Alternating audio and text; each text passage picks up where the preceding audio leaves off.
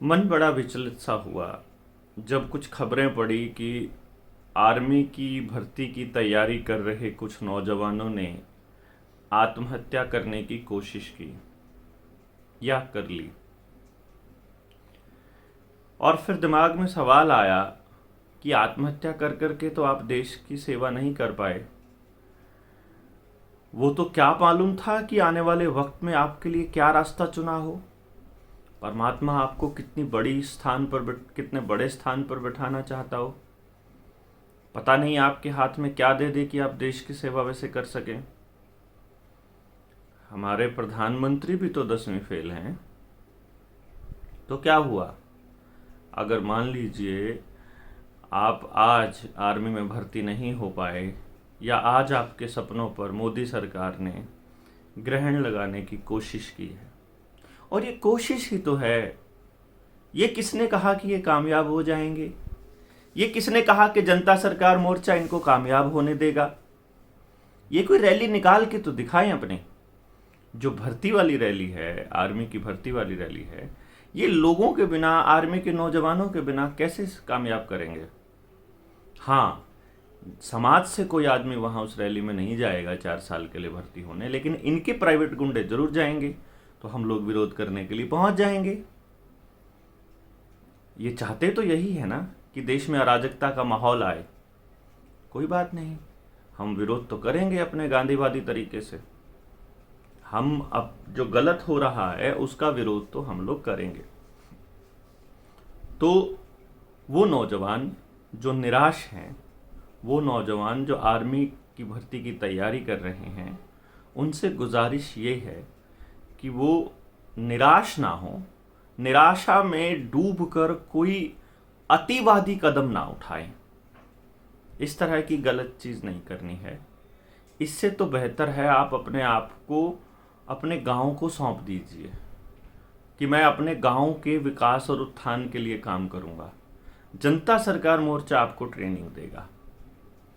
आप उसके लिए थोड़े दिन के लिए आप हमारे साथ रह सकते हैं और इस मिशन को आगे बढ़ा सकते हैं, लेकिन जान देने से तो बेहतर है अपनी जान को उस चीज़ के लिए इस्तेमाल कर लीजिए कि देश आपको याद करे।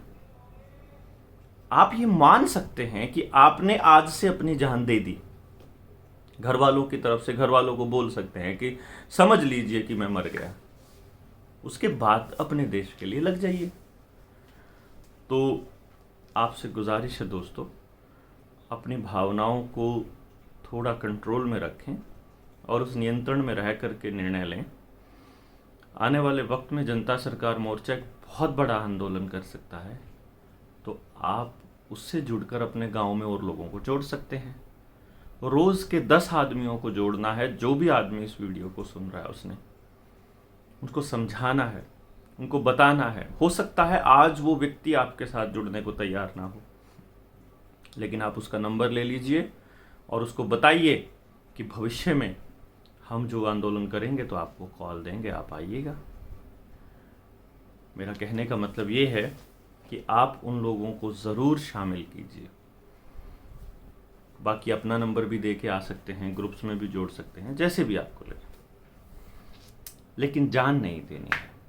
एक तो ये बात समझ लीजिए। अपना जीवन दे दीजिए ना आप देश के लिए, जान क्यों दे रहे हो?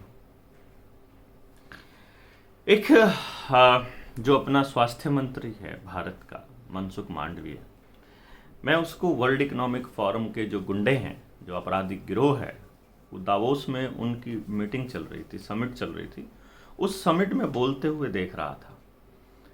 वो बोलना कम लग रहा था, वो गिड़गिड़ाना ज़्यादा लग रहा था।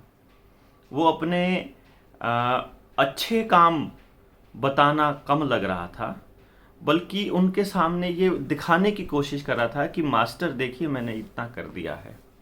साथ में वो ये भी वकालत कर रहा था कि artificial intelligence, cloud computing, 5G और नैनोटेक सपोर्टेड जो हेल्थ केयर डिलीवरी सिस्टम है, उसके लिए हमें काम करना है और उसके लिए हमें कुछ प्रोवाइड कीजिए। मैं उसकी बात को सुन करके, उसके 5 मिनट के भाषण को सुन करके मुझे वो टाइम याद आया जब आधार को ये लोग लेकर के आए थे। इन्होंने आधार को हर चीज़ के साथ जोड़ा। अब ये नया जो डिजिटल हेल्थ कार्ड है उसके साथ जोड़ने वाले हैं। अब क्योंकि अगर आप ज़बरदस्ती करोगे किसी को पहली या दूसरी लगाने के लिए तो विरोध हो सकता है, पता भी है कि देश में विरोध होगा। उस विरोध के चलते इन्होंने सोचा कि अब सीधे सीधे ज़बरदस्ती करेंगे तो फंस जाएंगे, जनता सरकार मोर्चा तुम्हें रगड़ देगा। तो इन्होंने डिजिटल हेल्थ कार्ड के ऊपर जोर देना शुरू किया। जैसे इन्होंने आपके आधार कार्ड को आपके पैन, आपके बैंक, आपकी पानी का बिल, बिजली का बिल, आपकी गाड़ी का लाइसेंस, आपका ड्राइविंग लाइसेंस, आपकी गाड़ी का रजिस्ट्रेशन, आपकी ज़मीन का रजिस्ट्रेशन, आपके सोने का रजिस्ट्रेशन, आपकी हर प्रॉपर्टी और हर चीज़ का रजिस्ट्रेशन जैसे इन लोगों ने आपके आधार के साथ जोड़ दिया, तो मान लीजिए आपका आधार उस वक्त काम नहीं कर रहा है, या उसमें कोई ग्लिच आ गई, या उसमें कोई गड़बड़ हो गई, या कोई स्पेलिंग गलत हो गई, तो सारी सर्विसेज ब्लॉक रहेंगी जब तक कि वो गड़बड़ ठीक नहीं हो जाएगी। अब नया डिजिटल हेल्थ कार्ड आया है। अब उस डिजिटल हेल्थ कार्ड में क्या क्या इन लोगों ने कंपलसरी करने की कोशिश की है कि आप कब पैदा हुए, आपको कब कब कौन सी बीमारी हुई, आपने कब कब कौन सी वैक्सीन ली, आपने कब कब कौन से हेल्थ सप्लीमेंट्स लिए, और जो भी आपको दवाइयाँ आज तक देनी पड़ी या आपके टेस्ट रिजल्ट्स जो आए, उन सब की जानकारी इसके अंदर होगी। समझे? आपके हेल्थ कार्ड में सब कुछ होगा। आपने विदेशों में सुना होगा कि आप डॉक्टर के पास जाते हैं, डॉक्टर आपका सोशल सिक्योरिटी नंबर चेक करता है और देखता है कि आपने तो फलानी बीमारी तब हुई थी, आपने ये वाली दवाइयाँ ली थी। असल में जितनी भी ये लैब्स हैं, जितने भी ये अस्पताल हैं, ये इनके एक्सपेरिमेंटल सेंटर्स हैं। इन्होंने इनका यही काम किया है। जो दिल्ली में मोहल्ला क्लिनिक हैं वो भी इनके असल में इसी चीज़ के एक्सपेरिमेंटल सेंटर्स हैं। तो अब आप ये समझिए कि जब वो आपको हेल्थ कार्ड के लिए ज़बरदस्ती करेंगे तो वो वक्त होगा जब आपके ऊपर ऐसे ही जैसे आपका आधार का मैंडेट थोपा गया था, आपका हेल्थ का मैंडेट भी थोपा जाएगा। आप गलती से अस्पताल चले गए, सबसे पहले आपको वो कार्ड बनवाना पड़ेगा। अभी फ़िलहाल तो आपको वो कार्ड छोटा लग रहा है, क्योंकि मान लो आप पीजीआई गए तो आपसे आपका आधार मांगेंगे, आधार के साथ आपका डिजिटल हेल्थ कार्ड जोड़ देंगे, डिजिटल हेल्थ कार्ड के अंदर फिर बाकी की सारी इन्फॉर्मेशन जोड़ देंगे, और फिर सारी चीज़ जुड़ने के बाद उसके बाद आपका वो जुड़ गया। जैसे अब चाइना में हो रहा है कि आप अपने मोबाइल से यूपीआई स्कैन कीजिए, अगर वो स्कैन नहीं हो रहा है और अगर वो दिख रहा है कि आपने तो अगला नहीं लगवाया हुआ, तो आपकी सारी सर्विसेज सस्पेंड हो रही हैं। आप टिकट नहीं ले पा रहे, आप ट्रैवल नहीं कर पा रहे। इसमें मेट्रो और एयरपोर्ट, ये दो जो हैं, इनके लिए न्यू वर्ल्ड ऑर्डर के एग्जैक्ट जो एक्सपेरिमेंटल सेंटर्स हैं। तो मेट्रो में भी आप तभी जा पाएंगे जब आपका वो स्कैन जो है वो पूरी तरह से ग्रीन होगा, यानी आप पूरी तरह से गुलामी को स्वीकार कर चुके होंगे। तो शहर जो हैं, खास तौर पे जितना बड़ा शहर होगा उतना ही ज़बरदस्ती और उतना ही पहले वो इसकी जद में आएगा और वो इनके काबू में होंगे वो लोग। अब लगाइए आप हिसाब किताब कि आप कैसा भविष्य चाहते हैं अपने बच्चों के लिए। जिनको आर्मी की नौकरी नहीं मिली उनको तो कहीं और मिल जाएगी, लेकिन आपकी ज़िंदगी से जुड़े हुए हर चीज़ को जब ये उस हेल्थ कार्ड और आधार के साथ जोड़ देंगे और उसका स्टेटस बताएगा कि आप कहीं कुछ कर पाओगे कि नहीं कर पाओगे, तो धीरे धीरे धीरे धीरे धीरे धीरे सिकंजा कसते कसते यहाँ तक आ जाएगा और आप कुछ भी नहीं कर पाएंगे। फिर दूसरी, फिर तीसरी, फिर चौथी, और ये आपको ठुकते रहेंगे ज़िंदगी भर। या तो आप ज़िंदगी भर दवाइयाँ देते रहोगे। मान लीजिए आपके पास पैसे नहीं बचे, अनाज भी नहीं बचा, तब तो उनकी बात माननी ही पड़ेगी ना आपको। तो ये धीरे धीरे आपका पैसा ख़त्म करवा रहे हैं। महंगाई जानबूझ के लाई जा रही है, फूड क्राइसिस जानबूझ के लाया जा रहा है। तो आपको ये रगड़ने का पूरा प्लान बना चुके हैं। अब डिपेंड करता है कि आप बचने का प्लान कब बनाना शुरू करेंगे? और इनसे बचने का एक ही तरीका है, अपनी सामाजिक व्यवस्था तैयार करना। सामाजिक व्यवस्था कैसे? आपको न्याय के लिए इनके पास ना जाना पड़े, आपको इलाज के लिए इनके पास ना जाना पड़े, आपको अनाज के लिए इनके पास ना जाना पड़े, आपको अपनी जिंदगी की ज़रूरतें पूरी करने के लिए इनके पास ना जाना पड़े। तो अपनी ज़रूरतों को सिकोड़ कर इतना कम करना पड़ेगा कि आपको इनके आगे गिड़गिड़ाना ना पड़े। पैसे के ऊपर डिपेंडेंसी कम से कम करनी पड़ेगी। बहुत अच्छे से सिस्टम था, बहुत बढ़िया सिस्टम था हमारा barter system, ethical exchange system था हमारा। और ये लोग फिर पैसा लेकर के आए, अनएथिकल एक्सचेंज सिस्टम बनाया। इन लोगों ने पहले भी कोशिश की है गांव को कंट्रोल करने की पैसे से, लेकिन फिर जमींदारों ने, किसानों ने, समाज के लोगों ने इनको भगा दिया, मंडी फंडी वालों को। एक राज्यपाल है, भाजपा का राज्यपाल है, ऐसा लगता है हर 3 महीने में उसे कोई ना कोई बयान देना होता है।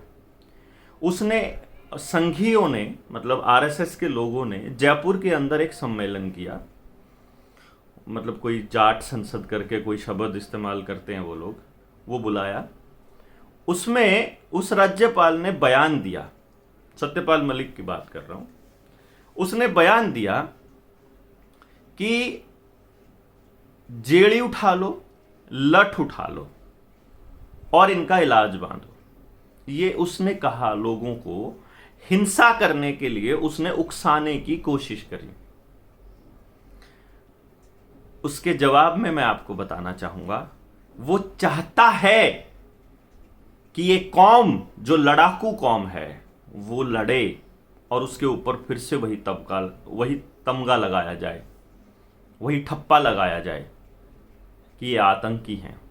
पिछले वाला तो फेल हो गया उनका, जाट आंदोलन वाले जो उन्होंने लगाए थे, वो तो किसान आंदोलन ने धो दिया। किसान आंदोलन ने साबित कर दिया कि इनसे अच्छी कौम है ही नहीं इस वक्त, इनसे लड़ाकू कौम नहीं है जो इनके हर अन्याय के खिलाफ लड़ेगी। और अब पूरा देश इनकी तरफ देख भी रहा है। उनको बरगलाने के लिए ये इस तरह के जो चमचे हैं अमित शाह और मोदी के, मैं चमचा क्यों कह रहा हूं, क्योंकि आज भाजपा में किसी की औकात नहीं है नरेंद्र मोदी और अमित शाह की मर्जी के बिना कोई भी बयान देने की। तो चाहे सांप्रदायिकता फैलाने के लिए किसी का धार्मिक बयान हो, चाहे इस तरह का जाति आधारित बयान हो, अगर वो भाजपा में है तो उसका पूर्ण समर्थन मोदी जी का हासिल है। अदरवाइज रात रात में गायब हो जाता, वो तो लोया की तरह गायब नहीं हो जाता। अगर आज लोया जिंदा होते तो तड़ीपार जेल में होता। लोया की तरह गायब नहीं हो जाते तो रातों रात हटा भी दिए जाते। तो जो मैं आपको बता रहा था असली बात, इस सत्यपाल मलिक जो कि नया, वो एक और मलिक आया था ना पहले, क्या नाम था उसका, जगपाल मलिक, कौन सा मलिक था वो, उसका नाम ही भूल गए, वो जो यूपी से आया था लोगों को बरगलाने के लिए, है ना, मैं उसका नाम भूल गया, आ जाएगा दिमाग में, आ जाएगा। यशपाल मलिक, ठगपाल मलिक, हाँ वैसा ही कोई मलिक ही क्यों मिला इनको। एनीवेज, मलिक लोगों को गुस्सा करने की ज़रूरत नहीं है, उनके लिए, पूरे मलिक गोत्र के लिए नहीं है, उसके लिए मतलब मैं क्षमा चाहता हूँ। लेकिन इनको पता है कि कौन आदमी कितना बिकाऊ है, उसको पकड़ के बरगलाने के लिए, इस कौम के लोगों को अपने साथ लगाने के लिए ये ड्रामे चलते रहेंगे। लेकिन इस राज्य का, हरियाणा का जाट जो है वो साफ समझता है। जयपुर का पता है, बेचारा भोला आदमी है, उनको पता है कि जयपुर का आदमी समझता नहीं है इस खेल को। तो जयपुर के लोगों को भी पहुंचाइए कि ये इसके चक्कर में ना फंसे। ये हमारे उस पर टिक देते हैं, अरे जाट जाट का दुश्मन हो गया, और ये इसको, भाई मैं पोल खोल रहा हूँ, समाज को तोड़ रहा है, हमें कोई मतलब नहीं है कौन किस जात का है। जो आदमी समाज का नुकसान कर रहा है वो हमारा नुकसान कर रहा है। वो हमारे घर में भी तो हो सकता है ना, जरूरी थोड़ी ना है कि वो हमारी जात में है तो हम उसका सपोर्ट ही करेंगे, चाहे अंधा होकर करें ना, बिल्कुल नहीं भाई। हमें किसी का विरोध या किसी का समर्थन जात, धर्म, कुल, परिवार देखकर नहीं करना है, पैसा जायदाद देखकर नहीं करना है, विचारों को देख के करना है, और इसके विचार देश को तोड़ने वाले हैं। आप एक कलम से किसानों के कर्जे माफ करवाने की बात तो नहीं करेगा ये, एक कलम से इस न्यू वर्ल्ड ऑर्डर का बहिष्कार करने की बात तो नहीं करेगा ये। नया जो हेल्थ कार्ड है इसके विरोध की तो बात नहीं करेगा ये। जो ये मैंडेट लगाया था जबरदस्ती, इसका विरोध तो नहीं करेगा ये। ऑनलाइन एजुकेशन का तो विरोध इसने नहीं किया। ये हमारे लोगों के साथ जबरदस्ती जो चल रही है, जो किसानों के आंदोलन के दौरान किसानों पर जो मुकदमे कराए थे उनको वापस लेने की बात तो इसने नहीं करी। ये पूरा का पूरा प्रोपेगेंडा जो चला रखा है भाजपा ने, इसका अंदाजा लोगों को है, इसलिए इसके चक्कर में कोई नहीं फंसेगा। तो आपको ये ध्यान रखना है कि इनके इस पूरे के पूरे खेल का पर्दाफाश करना ज़रूरी है। सरकार की ऑनलाइन मिलने वाली हर सुविधा का बहिष्कार करना होगा। ऑनलाइन ही, डिजिटलाइजेशन ही आपकी गुलामी का रास्ता तय करेगा। जिस दिन सरकार को यह पता चल गया कि इस देश का इतना नौजवान, इतने बुजुर्ग, इतने लोग ऑनलाइन हो चुके हैं और सारी सर्विसेज ले रहे हैं, उसी दिन आपको रगड़ने का रास्ता तैयार है। और फिर एकदम से साइबर अटैक, एकदम से सब कुछ सर्वेलेंस, और फिर आप पूरी तरह से गुलाम।